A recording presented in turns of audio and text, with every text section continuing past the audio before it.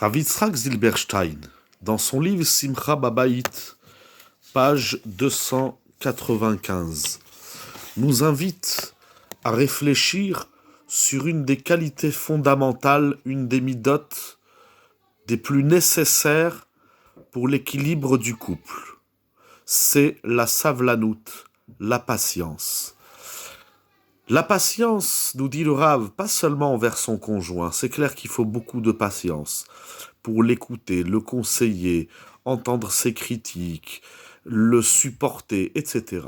Il faut beaucoup de patience, beaucoup jusqu'où il n'y a pas de limite.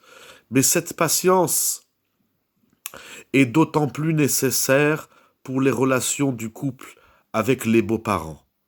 Malheureusement, les parents de l'un ou l'autre conjoint sont pas toujours de comportement noble.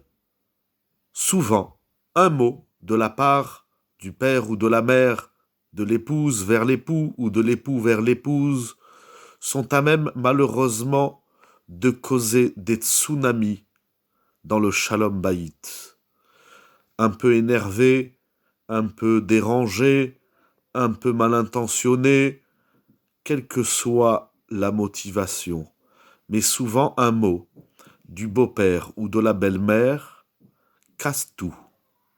Tout est brisé. Ton père m'a dit ça, ma mère m'a dit ça, etc., etc.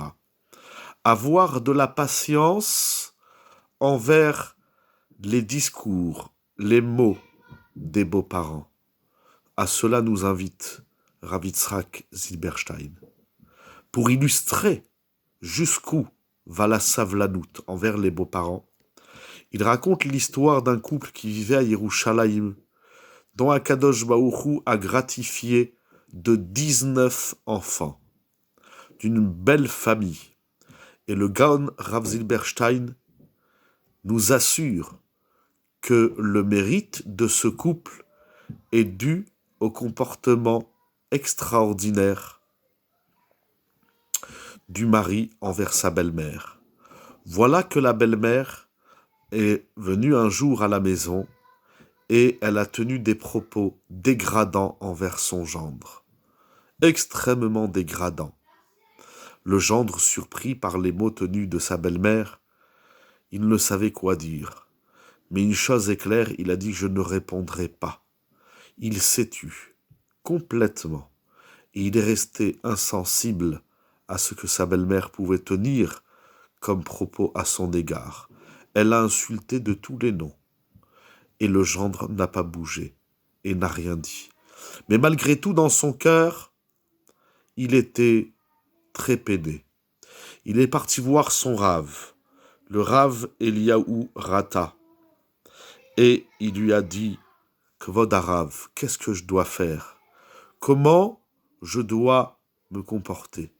Quelle réaction je dois avoir ?» Le Rav lui a dit « Est-ce que tu as déjà raconté cela à quelqu'un d'autre avant de venir me voir ?» Et l'homme a dit au Rav « Je n'en ai parlé à personne. Mais c'en est trop. Ma belle-mère m'a insulté de tous les noms, de tout ce que vous pouvez imaginer. Qu'est-ce que je dois faire ?» Le Rav lui a dit « Je vais te donner un conseil. Je vais te donner un conseil que si tu suivras à la lettre, tu seras gagnant et vainqueur.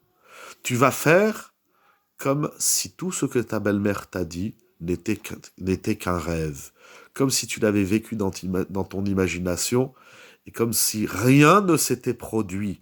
Voilà jusqu'où il faut avoir de la patience, jusqu'où il faut avoir de la savlanout. » Alors, le Rav lui a dit « Ce sera très difficile, mais fais l'effort, ça vaut le coup. » Et voilà que l'homme, pendant plusieurs jours, il va se convaincre qu'il n'a rien vécu, qu'il n'a rien entendu, que tout cela s'est passé dans son imagination. Ça lui prend quelques jours, ça lui prend quelques temps, jusqu'à ce qu'il arrive à se libérer du malaise. Et voilà que, quelques temps plus tard, la belle-mère revient, elle a eu des remords. Elle s'est dit, j'ai peut-être abusé, j'ai peut-être été un petit peu trop loin. Elle vient voir son gendre et elle lui dit, j'ai vu que tu ne m'as rien répondu. Tu m'as beaucoup impressionné. mais je voudrais quand même te demander pardon pour tous ces mots que je t'ai nus à ton égard. Et alors là, le gendre, à la grande surprise de la belle-mère, et il lui dit, belle maman, mais tout ça n'était qu'un rêve, c'était dans mon imagination, moi je n'ai rien entendu. Mais la belle-mère lui dit, mais pas du tout, je t'ai dit ça et ça. Et le gendre insiste, et le gendre lui dit, excusez-moi, belle maman, je n'ai rien entendu. Tout ça n'était qu'un rêve, ne vous inquiétez pas, je n'ai pas eu mal, tout ça est oublié, tout cela est derrière nous.